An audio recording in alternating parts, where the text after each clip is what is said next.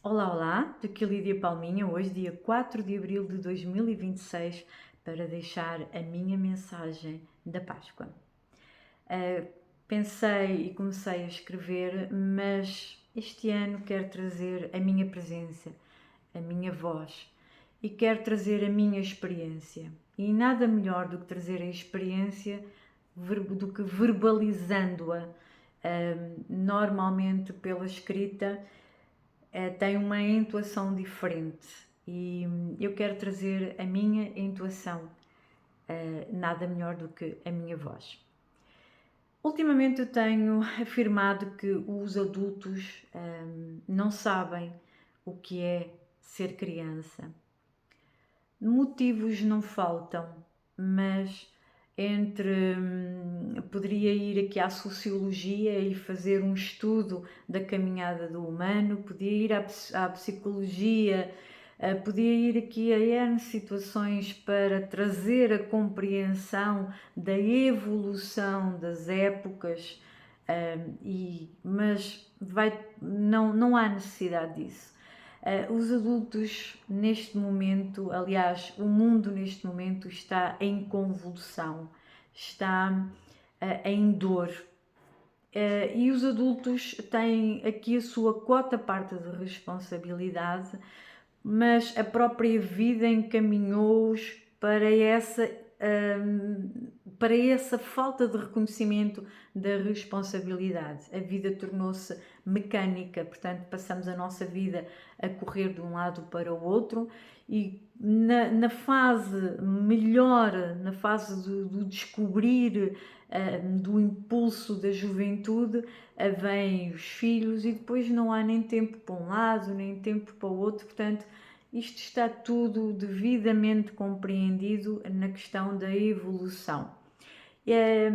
E quando eu digo isto é porque eu tenho lidado com muitas pessoas que não falam de todo da criança porque é muita dor ainda. Estou a falar de pessoas já de 70 em que ainda vivem a dor de lá de trás. Outras, elas simplesmente não lembram do que viveram, outras só lembram das partes boas, portanto foi tudo bom, foi tudo maravilhoso. E de facto a nossa infância é muito, mas muito importante para o adulto. E nós esquecemos muito isso. Tenho uma amiga maravilhosa que me diz muita vez: mas eu sou ainda uma criança, sou ainda uma criança. E eu digo: não, minha querida, você é uma avó, é uma avó, é uma adulta. É uma adulta, nós temos que pegar no mundo com responsabilidade, assumindo a nossa corresponsabilidade. E o que é que isto tem a ver com a Lídia criança? Como todos nós, também eu vim a ouvir e a ver além dos olhos físicos e dos ouvidos físicos. Eu nasci numa comunidade muito católica, portanto, eu fui a criança que herdei só por si, porque é isso mesmo que acontece a todos nós herdamos o que é dos pais. Aliás, o nosso próprio ADN é 50% pai, 50% mãe. Acresce depois o ADN cósmico, que está ligado com a energia que movimenta o corpo físico, portanto, com aquilo que não é visível, porque é o que movimenta o corpo, mas não é o corpo. Portanto, a questão é quem somos nós face a tudo isto. E então eu nasço numa família católica, o que significa que, por inerência, eu tenho que fazer todo o percurso católico. Não está certo, não está errado. Sendo que neste meu ouvir e ver além, eu tinha grandes diálogos. Lembro-me das pessoas falarem que a minha mãe falava comigo muitas horas e a minha mãe não, ela estava lá na caminha dela e ela simplesmente cria os diálogos dela e fala, e fala, e fala. A questão é que com o tempo o inanimado também começou a falar comigo. Portanto, as estatuetas, eu sou do tempo em que se dava estátuas às crianças. é um presente estranho, mas eu sou do tempo em que nós crianças recebíamos muitas estátuas e as estátuas falavam comigo. As fotografias falavam comigo, os quadros falavam comigo. E há um dia em que, no desespero de tanto barulho de estátuas no meu quarto, resolvo abrir a escrivaninha do móvel e colocar-me em cima da escrivaninha. Felizmente nada sofri, as estátuas partiram-se todas, mas a minha mãe, pronto, para que as pessoas, quando me fossem visitar, não percebessem que já lá não estava o que me deram, portanto a minha mãe voltou a comprar estátuas iguais, portanto a minha aventura durou muito pouco tempo. Imaginem o que é uma criança entrar numa casa onde há fotografias de humanos que já não estão a viver neste plano, não é? Que já desencarnaram. É uma loucura, porque eles falavam comigo, ou então os próprios quadros também tinham essa representação. O que é que isto tudo tem a ver com a Páscoa? Tem a ver com a estátua de Jesus, a estátua, a imagem de Jesus num andor, com uma face que não lembro de alguma vez me ter dito algo positivo. Não lembro mesmo. Aliás, enfrentar aquela imagem correspondia a noites de pesadelo, a várias noites a seguir de pesadelo. E os pesadelos, portanto, os adultos não perguntam às crianças sobre os seus sonhos e não perguntam sobre os seus pesadelos. Normalmente abraça-se a criança, dá o beijinho, tranquiliza, foi só um sonho, tudo passa e a criança volta a dormir. Mas o pesadelo aconteceu e irá acontecer novamente e novamente. E assim era comigo. Mas havia mais um pormenor que naquela imagem me transtornava. Não era só a imagem da face, mas era também o manto de cor violeta. Eu achei interessante porque, em conversa com uma amiga minha, ela jamais iria colocar algo, fosse o que fosse, sobre o manto de cor violeta que está em Jesus, e de facto aquele manto transtornava-me imenso. Não vou falar sobre a imagem, nem sequer me vou atrever a tal. Nós estamos num momento em que é necessária muita paz, muita tranquilidade, e não quero de forma alguma despertar sentidos menos positivos relativamente a qualquer coisa que eu diga, não neste momento. Portanto, que cada um procure o significado arquétipo da imagem, que cada um procure dentro de si mesmo o que é que a imagem lhe transmite, que enfrente o que tiver que enfrentar e que procure consolidar o seu sentir com a amorosidade e com a paz, porque só assim se consegue ultrapassar o coletivo, porque não é só o individual, na compreensão de que somos todos um. Neste momento nós estamos a viver, não é só as nossas dores não curadas, não cuidadas, não amadas, não compreendidas, mas a do coletivo. Há uma enorme convulsão neste momento, está a erguer-se tudo quanto não está curado na humanidade, e muitas pessoas estão em sofrimento pela dor do coletivo, mas não conseguem entender isso, não conseguem perceber o que é delas e o que é que não é. E a dor do coletivo acaba também pelas dores não curadas, não cuidadas, não amadas, não compreendidas, de elevar situações particulares que estão a conduzir, pelo menos com uma grande intensidade, sobre as questões mentais, tanto nas crianças, como nos jovens, como nos adultos, porque sendo consciências, não tem, a repercussão não tem idade. ok? Não tem mesmo. Eu vou-me centrar no pano, reiterando aqui a minha amiga que jamais iria pensar que aquele manto poderia transtornar alguém. É então no manto que me vou concentrar.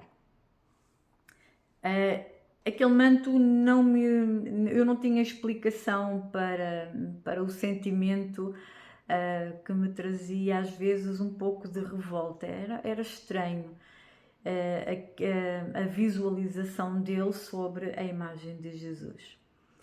Até que há um dia, estávamos em 2005 e há um padre já com alguma idade que passa por mim e pergunta o meu nome.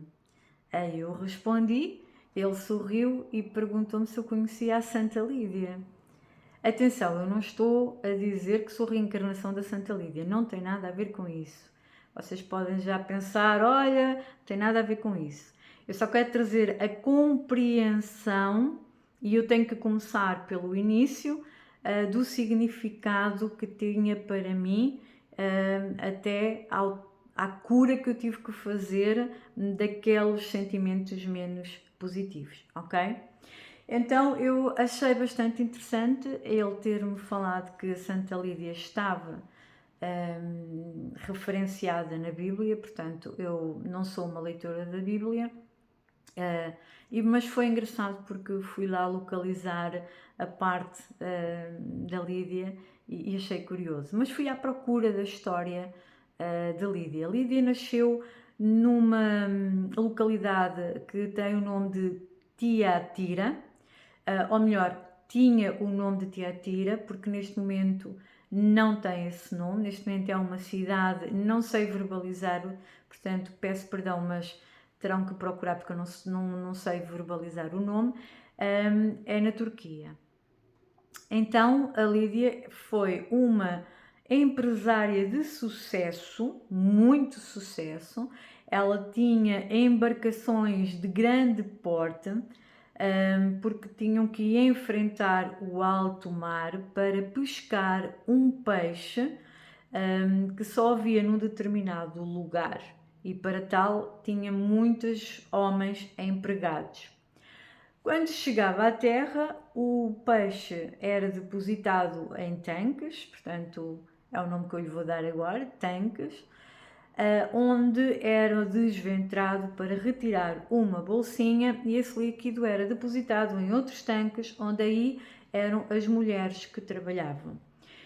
E o que era este produto? Este produto era a tinta que originou a cor violeta.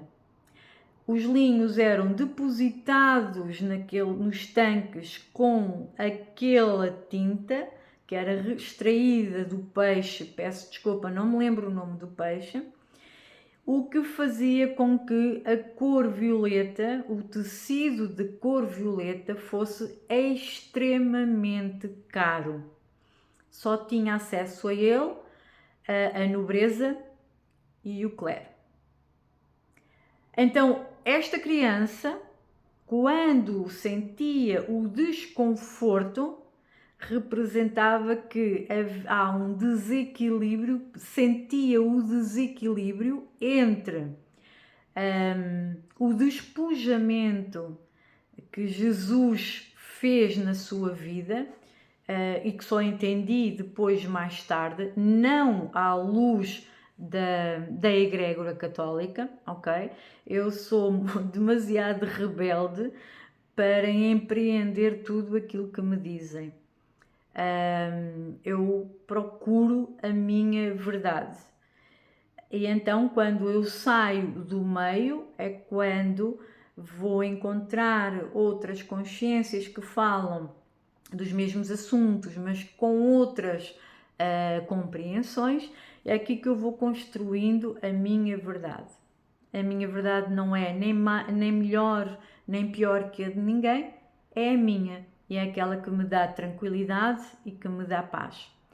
Então a criança lá de trás, quando se via este manto, ela percepcionava através do meu ADN cósmico, que a cor não tinha a significância face à vida de Jesus.